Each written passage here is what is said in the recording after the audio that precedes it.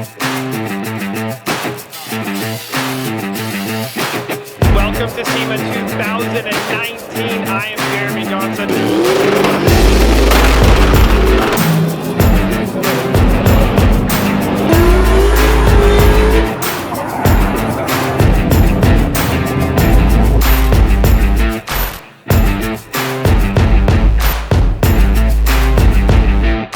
Alright guys, what's up? I'm Jeremy from Weldtec Designs, and it is down to the mad dash. We are trying to get our SEMA RZR all done with less than 30 days to go. We have everybody working on this thing. I would tell you that Chandler's working on it, but he's just walking around. That's what he's maybe good at.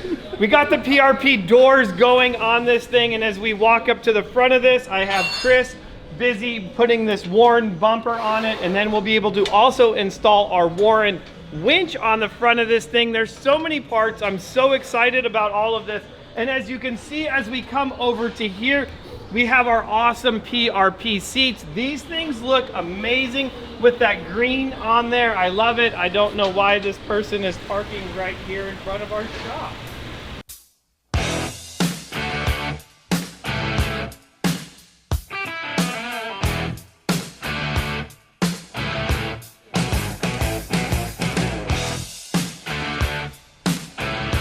Oh sweet, Dustin is here with my new KWT Particle Filter. Wait, but I'm the one that really knows how to install this correctly. All right, let me show you the project. All right, let's do this. All right guys, so back to business, and look at this. I can't wait to see what is in this box. And I have the pro here, Carmel from KWT Filters. So what is in it? Tell me about this. KWT Particle Separator. You know, we heard that you were doing this awesome build for SEMA. We wanted to be a part of it. So here we are. I'm here today to show you how easy, quick it is to install KWT Particle Separator done correctly. Now, do I need to have Dustin come over here and teach me how to install it? Dustin always helps.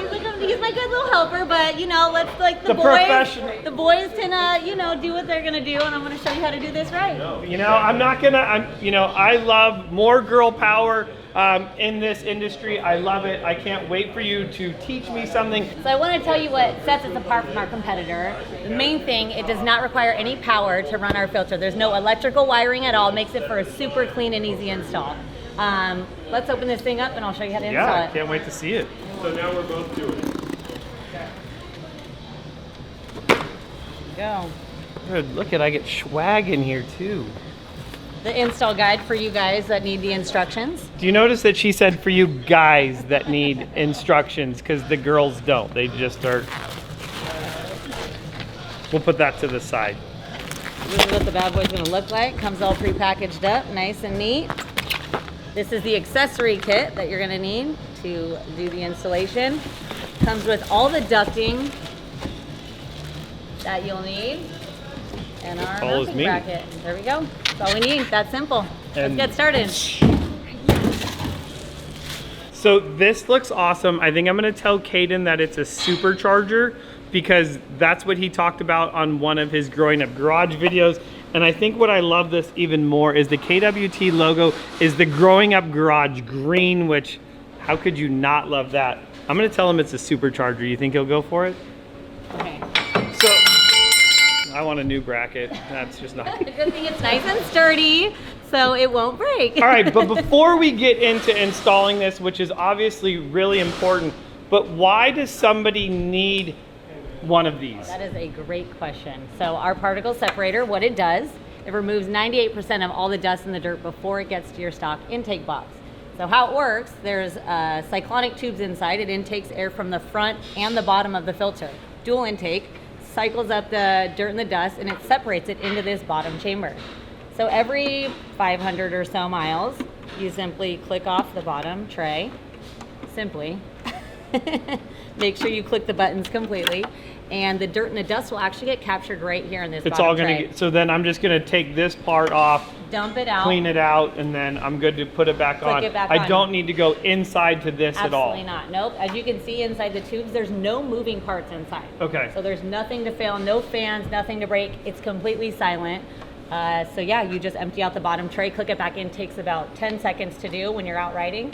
and you're good to go. So now, and how often did you say we'd want to? It really depends on your riding conditions, your trailing conditions, but generally around 500 or so miles. We did have Jamie Campbell go 1,000 miles in the Baja 1000 without one filter change. That is awesome. He ended up placing first place in that race. So, I mean, you can push it to its limits, but you know, generally. But always preventative maintenance, and that's what's great, because if you guys noticed, when you on your Polaris RZR, there is just a little sock, like not even just a little skin filter here. So all of that stuff that is finer than that filter is going to get sucked into your filter, which obviously we don't want.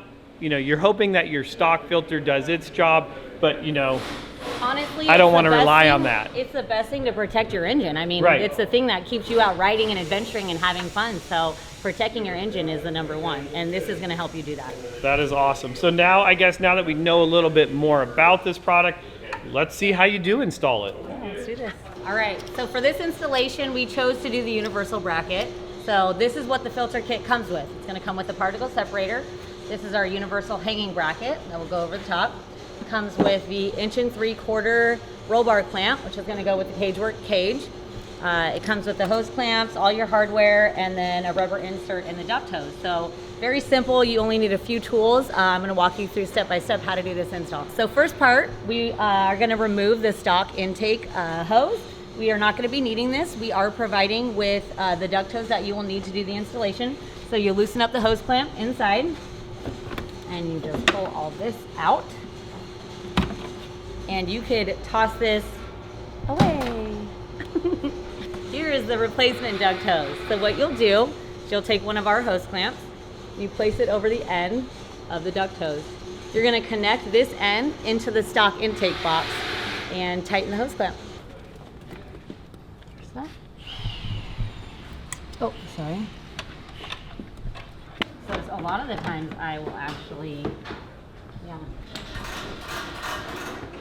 Because it would be nice if I even put a clamp, some people actually put a reservoir clamp, and then another. Or even a zip tie, honestly. Yeah, because if it was like that, that would be nicer. Yeah, ideal, honestly. So.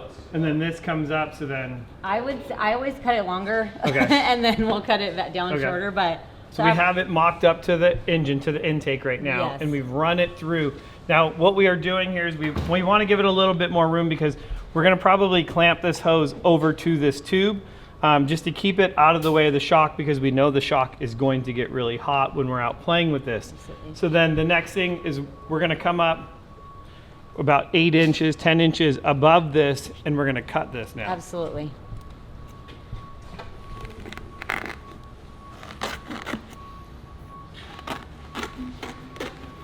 So after you cut the hose, you're going to want to pull out about 1 inch of the internal wire. This helps to make sure the fit around the particle separator is tight and secure. So how I do it, I just pull about, again, 1 inch or 2 of the wire, and then you open the hose back up. So see, when you tighten the hose clamp around the particle separator, it's going to be nice and secure. There's not going to be any airflow getting through the duct hose. Right, I can see that, because if you were to leave that in there, that's, you know, this wire is in there to support the hose to keep that nice and open. However, if you don't take it out, that's going to run into an issue. That's right. And not get a nice fit. So that's right. I would have totally missed that. Yep. It's probably in the directions. Important. It is actually. I hate reading the directions. I hate, important. you know. And then obviously I kind of cut and clean it up a little bit, make sure no little pieces get into your intake. That's the most important part. There you go. All right, so what we're going to do is we are going to put this about where we want the filter to sit. And this is a universal bracket. What we're just doing is mocking up pretty much where we want it to sit, like he said. Your roll bar clamp is going to attach to this side crossbar, and then it's going to attach to the universal bracket, and then the bracket sits and holds the filter on each side. So again, we marked it up. We made a mark essentially right where we want our clamp to sit, and we're going to put the clamp on now.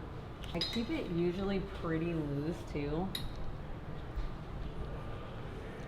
So when you're installing the bracket, you have to make sure that the lock washer is in between the filter and the bracket, and then the screw will go right in on the outside. And that makes it secure and tight. So with our kit, it comes a rubber insert. We like to put this around the 4-inch hole that's cut here, or the stock intake hole. And it just simply goes and you feed the little rubber insert around the hole, and it makes just look nice and clean when you feed that duct hose in through there. But I think the other thing that's really important is, these cars do go through a lot, so we don't want to be wearing a hole in the tube with that hard plastic, because it is going to have some movement in there. It's going to be moving around. So that's also going to give this ducting a lot of protection as well, which obviously is importante.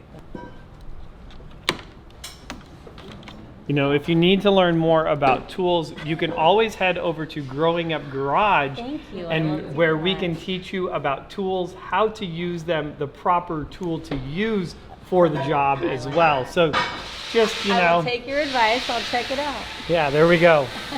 So after you have your filter mounted where you want it, we need to attach the duct hose to the particle separator. So how you do that is you take the hose clamp, loosen it up, you put it over the end of your duct hose.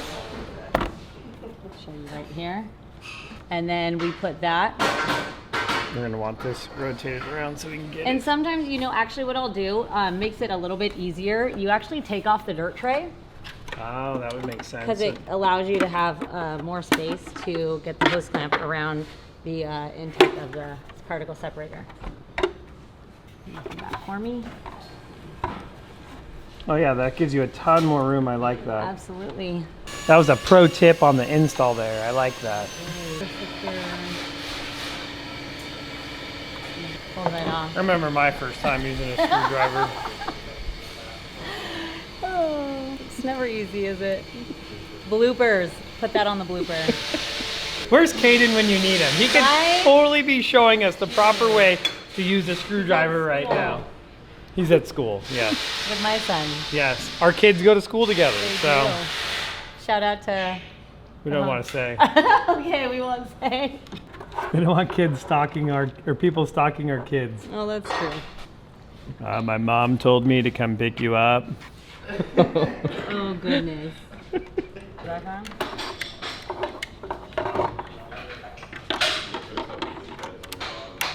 So when you're installing the dirt tray, you're going to hear 3 clicks. 1, 2, 3. Click, click. She's old. Her ears don't work as well. I heard 3 clicks. See, that's why you want to make sure that the button is pushed prior to reinstalling it, or it won't engage. There you go. 2 clicks. All right, so this is where we're going to sit. Obviously, we've done this CageWorks cage in here, so the bracket is going to be a little different. So now, let's be clear though, this isn't the only place that you can mount this filter as well, and that's why it came with that really long hose. So I have seen a lot of these where you are mounting them up in this, from the top tube or the bottom roll bar. So our standard kit actually comes with 2 dual arm brackets, and the arm brackets come off of typically the bottom bar or the top bar, and they attach right to the side right here, and it'll have 2 roll bar clamps. So again, just our filter is very versatile. You can mount it actually forward, backwards, or sideways. So it uses the induction of the engine, and it's pulling the airflow through, so it doesn't require that ram air. You can mount it behind a rear window, and it's going to function just as efficiently as it's designed. So really the biggest thing, so we can mount this in any way we want. We just want to make sure that it's always this facing. Like you can't face it on its side or upside down or anything like that. Horizontal level, and you want to make sure that there's enough airflow that can get in through the bottom and the top. So you don't want to put it right up against something that's going to restrict the airflow. Or we don't want it too low. Most important part is obviously your engine getting as much airflow as it can. And I think that's the other thing too, is we're going to want it up a little bit higher. That way it does have enough room we can pull the bottom tray off in order to clean it up, clean out the dirt and sand that's in there. Yep. So of course, we're gonna get crazy. We never do anything simple here at Weldtec Designs, so we're gonna make some crazy brackets to mount this awesome KWT filter. We already told you about the hose. Is there anything that I'm missing that we haven't gone over on this, or? Honestly, I think we have it. This is a pretty awesome install. I think it's gonna come out really clean, and I'm excited to see what you guys do with this car. So I guess it's time to kick the pretty girl out and get back to work. We'll see you next time. I'm Jeremy from Weldtec Designs. I'll see you guys in the next video. When it wall.